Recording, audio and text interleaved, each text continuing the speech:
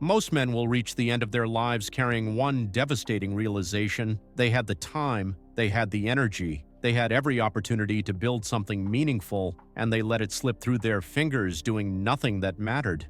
This is not a comfortable conversation, but it might be the most important one you ever have with yourself. Right now, in this very moment, you are either building the life you want or quietly drifting away from it. The terrifying part is that drifting feels exactly like living, until one day you wake up and realize years have vanished. Stay with me for the next few minutes. What we are about to discuss could be the difference between a life of purpose and a lifetime of regret. Let me describe a man and see if you recognize him. He wakes up tired every morning, not from hard work, but from staying up too late consuming content that adds nothing to his life. Before his feet touch the ground, his hand reaches for his phone, and 30 minutes disappear into a blur of notifications and scrolling. He goes to a job that pays his bills but builds nothing lasting. He does just enough to keep his position, but not enough to grow beyond it. He tells himself he will figure out his real purpose later, when the timing is better, when he has more resources, when things settle down. But later never arrives because later is not a destination.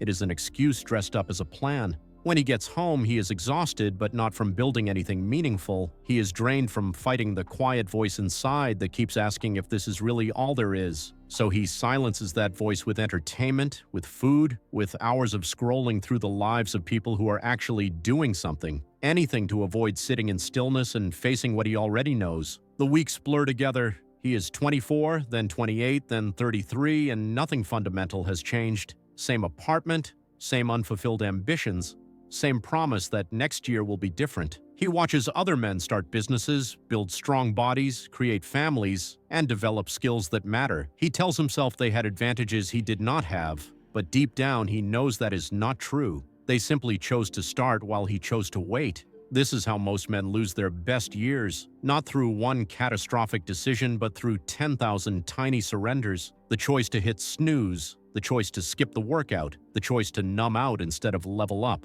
Each choice feels insignificant in isolation, but together they form the architecture of a wasted life. And the worst part is that most men will not see the pattern until it is too late to change it. There is something about time that nobody teaches you when you are young, and by the time you learn it on your own, you have already lost years you cannot recover. Time accelerates as you age, and this is not poetry or philosophy. It is simple mathematics. When you are 10 years old, a single year represents 10% of everything you have ever experienced. That is why childhood summers felt endless. When you are 40, 1 year is only 2.5% of your life. Same 365 days, but they feel like a fraction of what they once did. Every year that passes will feel shorter than the one before it, until decades start slipping by like months used to. This is why every older man says the same thing when you ask about time. It goes so fast. Enjoy it while you can. They are not being sentimental or dramatic. They are trying to warn you about something they learned too late. They are standing on the other side of a door you have not walked through yet, telling you that the room you are in right now is more valuable than you can possibly understand. Your 20s and early 30s are not a warm-up period. They are the main event. This is when your energy is at its peak, when your body recovers fastest, when your brain is most capable of building new neural pathways. This is when you can take massive risks with minimal consequences, when failure costs the least and teaches the most. This window will not stay open forever, and most men spend it waiting for a signal that never comes. Let me ask you something that might be uncomfortable to answer honestly. Where were you 5 years ago, and what did you promise yourself you would achieve by now? Have you become that man, or are you still preparing to start? Still researching? Still planning? Still waiting for perfect conditions that will never arrive? The man who actually started 5 years ago is now 5 years ahead of you, not because he was more talented or more lucky, but because he moved while you stayed still. Let me give you 5 principles that will change how you use your time. These are not abstract ideas. These are patterns that separate men who build extraordinary lives from men who wonder where all the years went. Principle 1. Your environment will always defeat your willpower. Most men believe they fail because they lack discipline, but this is almost never the real problem. They fail because they are fighting against an environment that is engineered to make them fail. Willpower is a finite resource that drains throughout the day, but your environment influences you constantly without requiring any effort at all. If your phone is the first thing you see in the morning, you will scroll. If your pantry is filled with junk, you will eat poorly when stress hits. If your friends are going nowhere, you will slowly absorb their standards as your own. A man who wanted to read every night kept failing because his book was across the room while his remote sat right next to him. He switched their positions and read more in 2 months than he had in the previous year. Same willpower, different environment. Your first action is to identify one change you can make to your physical space today that makes your desired behavior the path of least resistance. Principle 2. Being busy is not the same as making progress. Most men fill their days with activity and mistake that for productivity. They feel like they are working hard, but when you examine the results, nothing has actually moved forward. They read about fitness instead of training. They research business models instead of making their first sale. They plan instead of execute. This kind of motion feels productive because it requires effort and attention, but it produces nothing tangible. Motion without output is a sophisticated form of hiding. It lets you feel responsible while protecting you from the risk of real failure. A man spent 3 years preparing to launch an online business. He took courses, read books, and filled notebooks with ideas, but he never actually started. When he finally launched a simple version, it failed within weeks. But that failure taught him more than 3 years of preparation ever had, and it became the foundation for his next attempt, which succeeded. Your second action is to identify what you have been endlessly preparing for and take one concrete step today that produces a real output. Not consumption, not planning, but creation. Principle 3. Your identity is shaped by what you repeatedly do. You do not become the man you want to be through a single moment of decision. You become him through hundreds of small actions repeated over time. Every time you skip your workout, you cast a vote for the identity of someone who does not prioritize fitness. Every time you break a promise to yourself, you reinforce the belief that you cannot be trusted. Every time you choose short-term comfort over long-term growth, you become more deeply someone who avoids hard things. Your habits are not just behaviors, they are votes for the type of person you believe yourself to be, and the identity with the most votes is the one you become.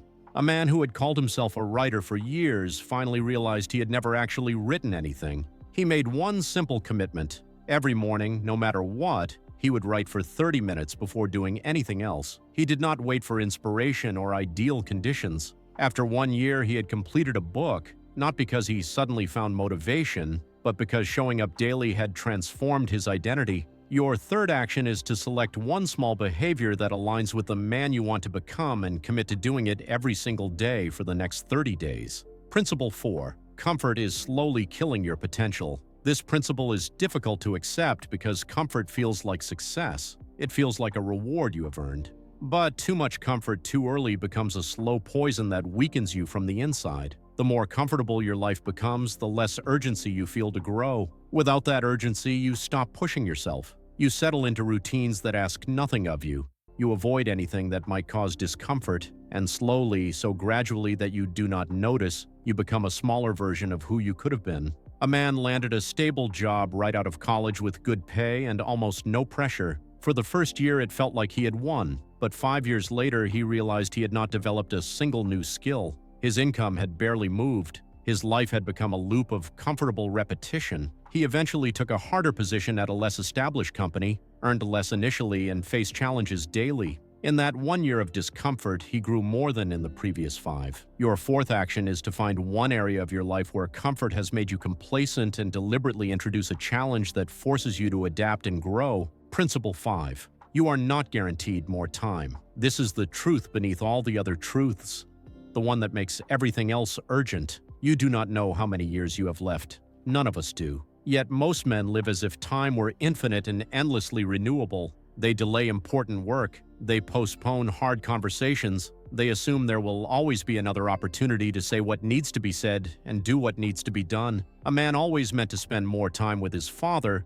but life kept getting in the way. There was always next month, next holiday, next year. Then one day his father was gone, and every postponed visit became a permanent regret. He did not lose his father in a single tragic moment. He lost him slowly, one skipped call at a time, one delayed trip at a time. That is how most regret is built, not in dramatic events but in small postponements that stack up until it is too late. Your fifth action is to identify one meaningful thing you have been putting off and do it today, not when you feel ready, not when conditions improve, but today. Let me bring this together for you. You are not broken and you are not too far gone. but you are burning time that will never come back, and every day you spend drifting is a day subtracted from the life you could be building. Your 20s and 30s are not a rehearsal, they are the performance, and the audience is your future self, watching to see what you will do with the years you have been given. No one is coming to rescue you from mediocrity. No one will hand you the discipline you think you need or the clarity you keep waiting for. You have to build it yourself through daily choices that most men are unwilling to make. The gap between the life you have and the life you want is not filled with luck or talent. It is filled with reps. It is filled with showing up when you do not feel like it. It is filled with doing the hard thing while everyone else chooses the easy path. Here is your challenge. Before this day ends, make one decision that moves you forward. It does not need to be dramatic or life-changing in the moment. It just needs to be real. Start the workout you have been avoiding. Send the message you have been afraid to send. Close the distractions and open the work. Do one thing that your future self will look back on with gratitude. And if you are serious about this, if you are ready to stop drifting and start building alongside other men who refuse to waste their potential, I have put a link in the description to a community where men like you are doing exactly that. It is a space for accountability, for honest conversations, and for the kind of support that most men never find. You do not have to do this alone, and sometimes having the right men around you makes all the difference. The years are going to pass whether you act or not. The only question is who you will be when they do. A man who built something real, or a man who watched his best years disappear while telling himself he would start tomorrow. Choose wisely.